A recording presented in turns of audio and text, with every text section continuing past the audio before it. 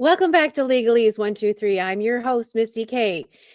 Brian Walshe trial, day 5. What did we learn today? Well, MSP Trooper Cooner Keefe was on the stand today being cross-examined by the defense team, Larry Tipton. What did we learn today? We learned that in the analysis of the iPhone Mini 13, in connection to the text messages from Anna and Brian Walshe, as well as the MacBook downloads of the Google searches, if you put the 3 of those together, you get a little bit more context as to what they were talking about. They were talking about buying properties together in the Baltimore, D.C. area. Were these rental properties? Perhaps maybe it was a property that maybe Brian was going to go live in if they perhaps got a divorce. That's pure speculation on my part.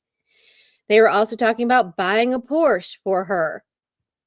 It is clear that on December the 25th, her flight was canceled, and so she did not make it on a flight. But he did Google JetBlue. He Googled airplane crashes. He Googled, is Anna dead in an airplane crash? Those context clues put together seem to fit that she didn't text him early in the morning stating that she wasn't on a flight. She said the flight was canceled and that she was going to drive up. But putting all of those context clues together, one could assume that he was worried about her. There was no something about iMessenger. There's a difference between the two. There is no such thing as iMessenger.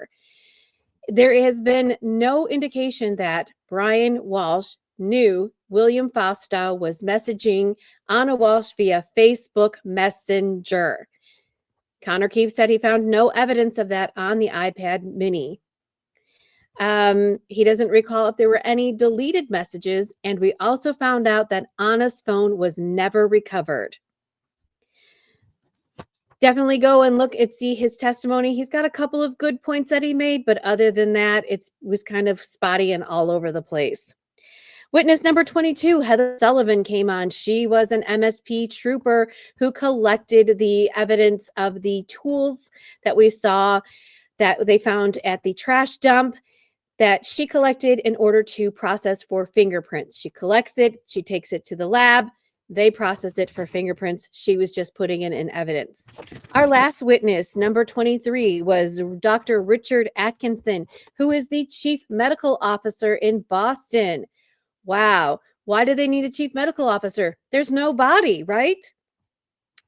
Well, it turns out that he is there to analyze the materials that they found at the dumpster, right? They found rugs and they found some towels, etc.